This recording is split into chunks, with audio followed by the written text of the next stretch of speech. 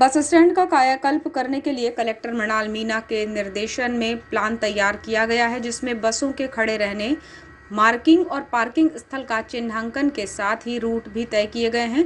लेकिन देखने में आ रहा है कि नियमों का पालन नहीं हो पा रहा है और बस स्टैंड परिसर में सुविधाएं देने के बाद भी अव्यवस्थाएं पनप रही हैं। ऐसे में अब सभी पहलुओं पर गौर करते हुए सख्ती से कार्यवाही करने की तैयारी कर ली गई है। 5 नवंबर को नगरपालिका परिषद कार्यालय में अनुविभागीय अधिकारी राजस्व, जिला परिवहन और यातायात विभाग के साथ ही नगरपालिका राजस्व अमले की संयुक्त बैठक आहूत की गई, जिसमें आगामी कार्य योजना को प्रभावी किए जाने पर विचार विमर्श किया गया।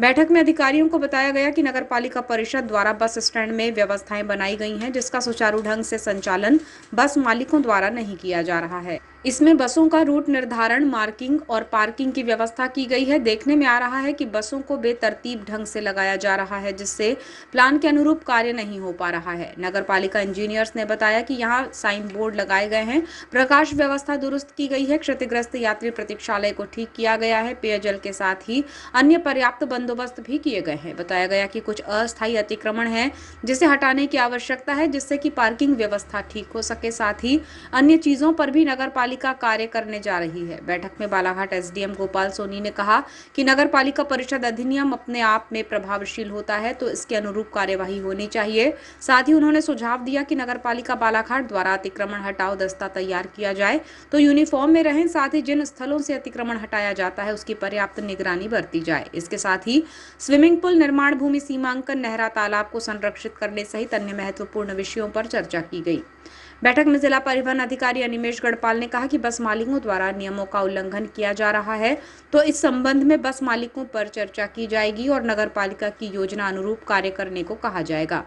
उन्होंने बताया कि नियमानुसार नगरपालिका ने जो भी रात्रि विश्राम दरें तय की है उसमें 50 रुपये लिए जाने का उल्लेख है, जिसे लेकर भी बस मालिकों को अवगत कराया जाएगा। बैठक में यातायात विभाग द्वारा कहा गया है कि नियत स्थान के अतिरिक्त कहीं भी बसें खड़ी नजर आती हैं तो उन पर चालानी कार्यवाही की जाएगी। साथ ही शहर में अव्यवस्थित पार्किंग पर कार्यवाही होगी। नगरपालिका परिषद बालाघाट अध्यक्ष भारती ठाकुर ने बैठक में कहा कि संयुक्त रूप से हम कार्यवाही करने की कार्य योजना पर काम करेंगे, जिसमें किसी भी प्रकार की लापरवाही कर्मचारियों द्वारा ना बरती जाए। साथ ही बस स्टैंड में निगरानी समिति के द्वारा सुचारू संचालन का काम किया जाएगा और बस मालिकों से भी सहयोग किए जाने की अपेक्षा जताई गई है।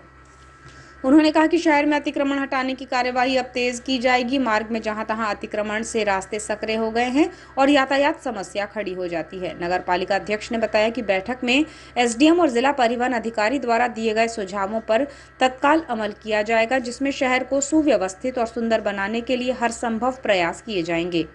आयोजित बैठक में नगरपालिका अध्यक्ष भारती ठाकुर, एसडीएम बालाघाट गोपाल सोनी, आरटीओ अनिमेश गढ़पाल, यातायात सहायक उप निरीक्षक गणेश राउत, नगरपालिका उपाध्यक्ष योगेश बिसेन, सभापति वकील वाधवा, समीर जायसवाल, योगिता बोपचे, संगीता थापा, संगीता कावरे, उज्ज्वला मडारे, नगरपालिका इंजीनियर्स, अधिकारी और कर्मचारियों की उपस्थिति रही।